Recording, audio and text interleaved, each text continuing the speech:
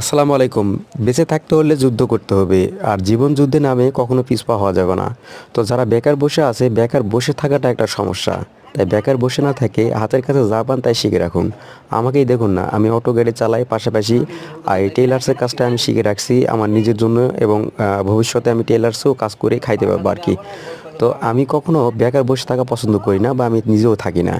আমি যখন হাতের কাছে লেখাপড়ার পাশাপাশি যে কাজ পাইছি সে কাজ শেখার চেষ্টা করছি। তো আপনারা যারা বেকার বসে থাকেন বা সমাজের বিভিন্ন রকম কথা শোনেন বা কোনো কাজকে ছোট মনে করেন, এই কাজটা আমি করব না, এই কাজটা করলে কে কি বলবে, বন্ধু বান্ধব কি বলবে, আসলে ভাই বন্ধু বান্ধব কিছুই বলবে না। আপনি কাজ করেন, কাজ করে স্টার্ট করে দেন, দেখবেন বন্ধু বান্ধব যেগুলো আছে যারা ভালো, তারা আপনাকে সাপোর্ট করবে। আমার বন্ধু বান্ধব আমার যেগুলো ছিল আমাকে খুবই সাপোর্ট করছে। তারা কখনো আমাকে নিয়ে কটূক্তি করেনি, বরঞ্চ তারা বলছে, গর্ব করছে যে তুই কাজ করিস। তারা অনেকে চাকরি করে, তার অনেকে কাজ করে, কেউ আমার কোনোদিন অহংকার করেনি, তারা আমাকে সাপোর্ট করছে। তো সুতরাং আজই লেগে পড়ুন, ইনশাআল্লাহ।